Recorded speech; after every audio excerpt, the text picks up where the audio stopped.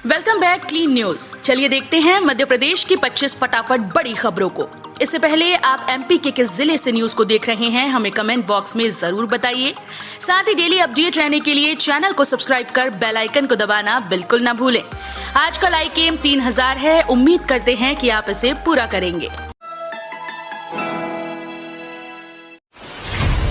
Corona काल में शहीद हुए नर्सिंग स्टाफ के परिजनों को अनुकंपा नियुक्ति, पेंशन बहाल की मांग। संजय गांधी अस्पताल में सैकड़ों की संख्या में नर्स ने सांकेतिक प्रदर्शन किया है। इस दौरान पदाधिकारियों ने कहा कि अन्य राज्यों की तरह उच्च स्तरीय वेतनमान दिया जाए, पुरानी पेंशन योजना लागू की जाए। कोरोना काल में शहीद हुए नर्सिंग स्टाफ के परिजनों को अनुकंपा नियुक्ति देने के साथ साथ 15 अगस्त को कोरोना योद्धा अवार्ड से सम्मानित किया जाए। कोरोना काल में शासन स्तर पर की गई घोषणाओं का पालन किया जाए। अब शादियों में शामिल हो सकेंगे 40 लोग, सभी अनाथ बच्चों की जिम्मेदारी सरकार की। मध्य प्रदेश में कम होते कोरोना संक्रमण और अनलॉक प्रक्रिया के बीच लोगों को कुछ और राहत दी गई। अब प्रदेश में वैवाहिक आयोजनों में दोनों पक्षों से 20-20 लोग शामिल हो सकेंगे। शादी में शामिल हो रहे लोग अपना कोरोना टेस्ट कराएंगे। वैवाहिक आयोजनों में कोरोना की स्थिति को देखते हुए अभी तक दोनों पक्षों से 10-10 लोगों के शामिल होने की अनुमति थी। सरकारी स्कूल्स में नामांकन और मैपिंग की लास्ट डेट और गाइडलाइन। मध्य प्रदेश शासन के राज्य शिक्षा केंद्र भोपाल द्वारा उसके क्षेत्राधिकार में आने वाले सरकारी स्कूल्स के लिए नामांकन और मैपिंग की लास्ट डेट गाइडलाइन घोषित कर दी गई। कक्षा 1 से कक्षा 11 तक के लिए नामांकन और मैपिंग की लास्ट डेट 30 जून 2021 निर्धारित की गई। गाइडलाइन दिनांक 11 जून 2021 की तारीख से जारी की गई। कक्षा 5 और कक्षा 8 पास कर चुके विद्यार्थियों की लिस्ट निकटतम माध्यमिक विद्यालय, हाई स्कूल अथवा हायर सेकेंडरी स्कूल में उपलब्ध कराकर 100% बच्चों का कक्षा 6 और कक्षा 9 में एडमिशन हेतु रजिस्ट्रेशन सुनिश्चित करें।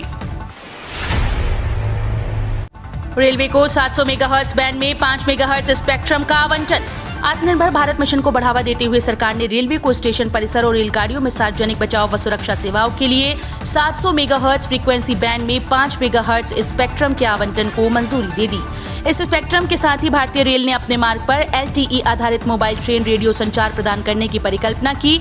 पश्चिम मध्य रेलवे के मुख्य जनसंपर्क अधिकारी राहुल जयपुरिया ने बताया कि परियोजना में अनुमानित निवेश 25,000 करोड़ रुपए से अधिक है। बड़े बिजली बिल रोकने, बिलिंग से पहले होगा सत्यापन। मनमाने बिजली बिलों की समस्या से जूझ रहे उपभोक्ताओं को पूर्व क्षेत्र कंपनी अब राहत देने की तैयारी में है। कंपनी ने अब बिलिंग सॉफ्टवेयर में बदलाव कर चेक इन पॉइंट तैयार किया, जो असामान्य बिल को चिन्हित करेगा, जिसे अफसर जांच करेंगे। ये काम बिल जारी होने से पहले होगा ताकि उपभोक्ताओं को सही खपत की बिजली बिल जारी हो सके। शिक्षक भर्ती प्रक्रिया में विसंगति से निराश, 300 से अधिक चयनित अभ्यर्थियों ने मांगी इच्छा मृत्यु। मध्य प्रदेश में इन दिनों स्कूल शिक्षा विभाग की ओर से उच्च माध्यमिक और माध्यमिक शिक्षक भर्ती के लिए दस्तावेज सत्यापन की प्रक्रिया चल रही है, लेकिन इस दौरान शिक्षक भर्ती को लेकर विवाद खत्म होने की बजाय बढ़ता जा रहा है। अब जीव विज्ञान के सह विषयों को अमान्य किए जाने के कारण इस विषयों के चयनित अभ्यर्थियों ने ट्विटर व ईमेल के माध्यम से राज्यपाल और मुख्यमंत्री से इच्छा मृत्यु की मांग की है। शैक्षणिक सत्र शुरू होने में एक दिन शेष, लेकिन अब तक नहीं पहुंची स्कूल्स में किताबें। सरकारी स्कूल्स में शैक्षणिक सत्र की शुरुआत 15 जून से होने जा रही है। इसके लिए तैयारियां शुरू कर दी गई। 9वीं से 12वीं कक्षा की ऑनलाइन कक्षाएं भी शुरू कर दी जाएंगी। हर साल 1ली से 12वीं के बच्चों को स्कूल के माध्यम से निःशुल्क किताबें दी जाती हैं, लेकिन इस बार अब तक स्कूल्स में पाठ्यपुस्तकें नहीं पहुंची। हालांकि मध्य प्रदेश पाठ्यपुस्तक निगम का कहना है कि अभी तक 80% किताबें तैयार कर डिपो को भेज दी गई, लेकिन अब तक स्कूल्स किताबें नहीं पहुंची हैं। वर्षा ऋतु में मछली मारने, खरीदने या बेचने पर रहेगा प्रतिबंध। मछली पालन उद्योग विभाग ने एक आदेश जारी कर कहा कि 16 जून से 15 अगस्त तक मत्स्य प्रजनन काल की अवधि होने के कारण इस बंद ऋतु के दौरान मछली मारने, क्रय करने या इन्हें बेचने या पकड़ने या बेचने की चेष्टा करने, परिवहन करने या परिवहन का प्रयास करने पर प्रतिबंध रहेगा। ये आदेश मध्य प्रदेश नदीय नियम 1972 के नियम 334 धारा 2 के अंतर्गत जारी किया गया। इस प्रतिबंध का उल्लंघन किए जाने पर 1 वर्ष तक के कारावास या 5,000 रुपए तक के जुर्माने या दोनों दंड दिए जा सकेंगे। तेल की कीमतों में 2 दिन महंगाई के बाद आज राहत, जाने पेट्रोल डीजल का भाव। सरकारी तेल कंपनीज ने पेट्रोल डीजल के रेट जारी कर दिए। घरेलू बाजार में लगातार 2 दिन पेट्रोल डीजल की कीमतों में बढ़ोतरी के बाद दोनों ही ईंधन के दामों को लेकर राहत की खबर है। दरअसल पेट्रोल और डीजल के रेट में आज कोई बढ़ोतरी या कटौती नहीं की गई। इंडियन ऑयल के मुताबिक पेट्रोल और डीजल के भाव में कोई बदलाव नहीं होने से रेट स्थिर है। दिल्ली की बात करें तो राजधानी में आज पेट्रोल 96.12 रुपए प्रति लीटर और डीजल 86.98 रुपए प्रति लीटर पर टिका है। मध्य प्रदेश को हर हाल में कोरोना की तीसरी लहर से बचाना है। हम बार बार लॉकडाउन नहीं कर सकते, सीएम शिवराज। मुख्यमंत्री शिवराज सिंह चौहान का कहना है कि मध्य प्रदेश को हमें हर हाल में कोरोना संक्रमण की तीसरी लहर से बचाना है। लीडर वही जो सही दिशा में जनता को लीड कर सके। मेरा यही आग्रह है कि आप जनता को सही दिशा में लीड करें। मैं देख रहा हूं कि जहां हमने अनलॉक किया है वहां कुछ जगह भीड़ अनियंत्रित हो रही है। हमें ये नहीं होने देना। हम बार-बार लॉकडाउन नहीं कर सकते। मोदी कैबिनेट में जल्द होगा फेरबदल। ज्योतिरादित्य सिंधिया को मिल सकता है मंत्री पद। मध्य प्रदेश में कांग्रेस सरकार को सत्ता से हटाने में अहम किरदार निभाने वाले राज्यसभा सांसद ज्योतिरादित्य सिंधिया को बीजेपी जल्द ही तोहफे के रूप में मंत्री पद दे सकती है। दरअसल केंद्र की मोदी सरकार के दूसरे कार्यकाल के 2 साल पूरे हो गए। ऐसे में कयास लगाए जा रहे हैं कि प्रधानमंत्री नरेंद्र मोदी अपने मंत्रिमंडल में फेरबदल करेंगे। कहा जा रहा है कि पीएम मोदी ने मंत्रिमंडल में बदलाव को लेकर ही शुक्रवार को गृह मंत्री अमित शाह और पार्टी के राष्ट्रीय अध्यक्ष जेपी नड्डा से मुलाकात की थी। संतान पालन अवकाश पर लगी रोक हटाने की मांग। मध्य प्रदेश तृतीय वर्ग शासकीय कर्मचारी संघ ने संतान पालन अवकाश पर लगी रोक हटाने की मांग की। कर्मचारी संघ के प्रतिनिधियों ने इस संबंध में सरकार को पत्र लिखा है। संघ ने बताया कि मध्य प्रदेश सरकार द्वारा शासकीय महिला कर्मचारियों के लिए केंद्र सरकार की तर्ज पर संतान पालन अवकाश लगभग 3 वर्ष पूर्व प्रारंभ किया गया था, जिसमें 0 वर्ष से लेकर 18 वर्ष तक के बच्चों की माताओं महिला कर्मचारियों को 730 दिवस का लगातार या किश्तों में संतान पालन अवकाश स्वीकृत किए जाने के आदेश दिए गए थे, जिसका महिला कर्मचारियों द्वारा लाभ भी लिया गया। परंतु स्कूल शिक्षा विभाग के द्वारा दिसंबर 2019 से महिला शिक्षकों के लिए स्वीकृत संतान पालन अवकाश पर रोक लगा दी गई है। बच्चों को संस्कारों की सीख देने ऑनलाइन चल रहा संस्कार प्रशिक्षण शिविर। छोटी उम्र में बच्चों को संस्कार दिए जाने चाहिए। स्कूल्स में बच्चों को नैतिक शिक्षा सिखाई जाती है, लेकिन बच्चों में धार्मिक संस्कार भी विकसित करना जरूरी होता है। इससे ही उन्हें जिंदगी को जीने का तरीका और सलीका आता है। जैन समाज में बच्चों को धार्मिक शिक्षा के साथ ही ज्ञान, ध्यान और संस्कार देने के लिए ग्रीष्मकालीन अवकाश के दौरान संस्कार प्रशिक्षण शिविर का आयोजन किया जाता है। जल्द खत्म हो सकता है कांस्टेबल भर्ती की नई परीक्षा तिथि का इंतजार। पीईबीएमपी पर मिलेगा अपडेट। राज्य में बढ़ती कोरोना संक्रमण और लॉकडाउन को देखते हुए मध्य प्रदेश पुलिस में कांस्टेबल 4000 पदों पर होने वाली भर्ती प्रक्रिया को स्थगित कर दिया गया था। Madhya Pradesh professional examination board की वेबसाइट peb.mp.gov.in पर प्रदर्शित सूचना के अनुसार भर्ती परीक्षा की नई तिथि जल्द जारी की जाएगी, लेकिन अभी अभ्यर्थी परीक्षा तिथि घोषित होने के इंतजार में हैं। एमपी पुलिस 4000 कांस्टेबल भर्ती 2021 के लिए करीब 10 लाख युवाओं ने आवेदन किया। कुल 4000 रिक्तियों में से 3862 पद जीडी कांस्टेबल और 138 पद रेडियो कांस्टेबल के हैं। अब आईआरसीटीसी से टिकट कैंसिल कराते ही खाते में आ जाएंगे रुपए। नहीं करना होगा 72 घंटे का इंतजार। इंडियन रेलवे कैटरिंग और टूरिज्म कॉर्पोरेशन द्वारा टिकट बुक कराने व किन्हीं कारणों से उन्हें निरस्त कराने पर रुपए के लिए पहले 72 घंटे का इंतजार करना होता था, जो अब नहीं करना होगा। आईआरसीटीसी की ऑटो आईपी के तहत अब टिकट कैंसिल होने के 5 मिनट में खाते में रुपए वापस आ जाएंगे। आत्मनिर्भर भारत और डिजिटल इंडिया के तहत आईआरसीटीसी ने अपनी वेबसाइट को अपग्रेड किया है। इसके साथ अपना पेमेंट गेटवे आईआरसीटीसी ऐप पे भी शुरू कर दिया। इससे आईआरसीटीसी की वेबसाइट और मोबाइल ऐप के जरिए टिकट निरस्त करने वाले यात्रियों को रिफंड के लिए लंबा इंतजार नहीं करना होगा। केंद्रीय कर्मचारियों के ओवरटाइम अलाउंस समेत कई चीजों पर कास्ट कटिंग।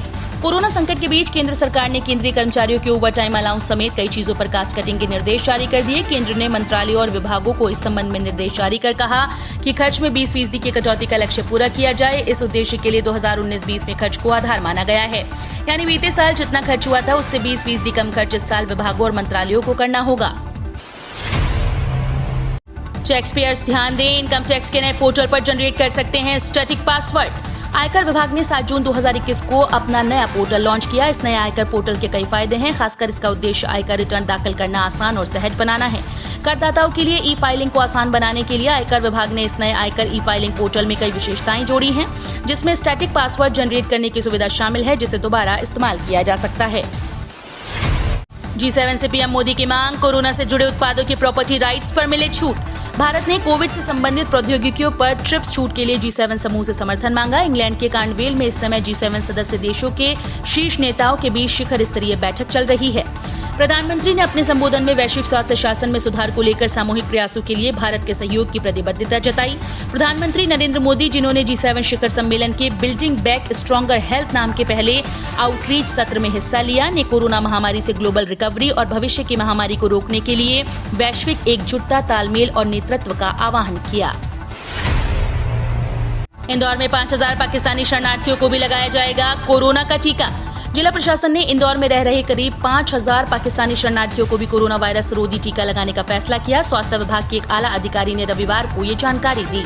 जिला टीकाकरण अधिकारी डॉक्टर प्रवीण जड़िया ने बताया कि सिंधी हिंदू समुदाय के पाकिस्तानी शरणार्थियों के प्रतिनिधियों ने प्रशासन से हाल ही में मांग की थी कि महामारी से बचाव के लिए उन्हें भी टीका लगाया जाए। मेडिकल कॉलेज में नर्स की 300 से ज्यादा वैकेंसी, 16 जून है लास्ट डेट। मध्य प्रदेश के इंदौर स्थित गांधी मेडिकल कॉलेज में स्टाफ नर्स के पद पर नौकरी के शानदार अवसर हैं। इस मेडिकल कॉलेज में स्टाफ नर्स की 378 वैकेंसी हैं। इसके लिए आवेदन की लास्ट डेट में सिर्फ 3 दिन शेष हैं। अभ्यर्थियों को एमपी ऑनलाइन की वेबसाइट पर जाकर 16 जून तक आवेदन करना है। नोटिफिकेशन के अनुसार स्टाफ नर्स पद के लिए अभ्यर्थियों का 12वीं कक्षा भौतिक विज्ञान, रसायन विज्ञान और जीव विज्ञान विषयों के साथ पास होना जरूरी है। इनके साथ बीएससी नर्सिंग की डिग्री भी जरूरी है। अब विधवा महिलाएं भी कर सकेंगी स्वयं का व्यवसाय। हरियाणा सरकार देगी 3 लाख रुपए तक का ऋण। महिलाओं को आत्मनिर्भर बनाने के लिए प्रदेश सरकार स्वरोजगार को बढ़ावा दे रही है। अनेक महिलाएं सरकार की ओर से इस दिशा में चलाई जा रही योजनाओं का फायदा भी उठा रही हैं।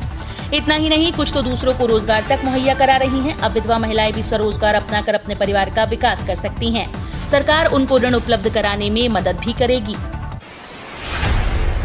कोल इंडिया 25% अतिरिक्त डिविडेंड दे सकती है, जानिए कब होगा ऐलान। विश्व की सबसे बड़ी कोयला खनन कंपनी कोल इंडिया लिमिटेड अपने शेयर धारकों को 20 से 25% अतिरिक्त डिविडेंड दे सकती है। इसका ऐलान 14 जून यानी आज को होने वाली बोर्ड की बैठक में हो सकता है।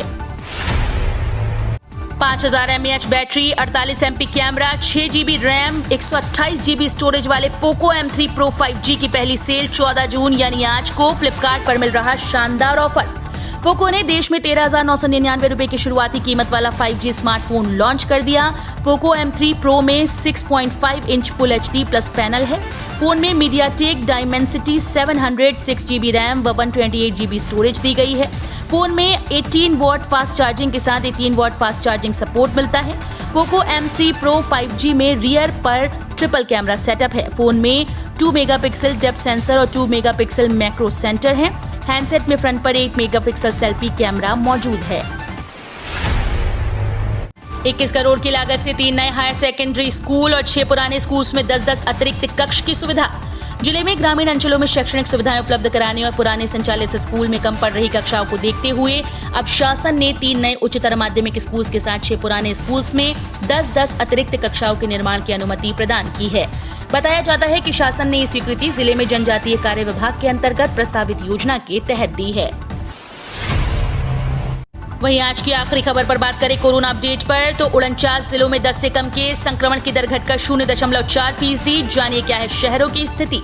मध्य प्रदेश में कोरोना को लेकर सुकून देने वाली खबर है। प्रदेश में संक्रमण की स्थिति अब सुधरने लगी है। पिछले 24 घंटे में 49 जिलों में 10 से नए कम संक्रमित केस मिले। स्वास्थ्य विभाग के मुताबिक केवल 3 जिले ऐसे हैं जहां 20 से ज्यादा नए केस मिले। 13 जिलों में एक भी नया संक्रमित मरीज नहीं मिला है। विभाग का कहना है कि कोरोना की संक्रमण दर घटकर 0.4 पर आ गई। स्वास्थ्य विभाग द्वारा जारी आंकड़ों के मुताबिक 24 घंटे में प्रदेश में कोरोना के महज 337 नए मामले दिखाई पड़े। इंदौर में 96, भोपाल में 93 और जबलपुर में 23 संक्रमित मरीज मिले।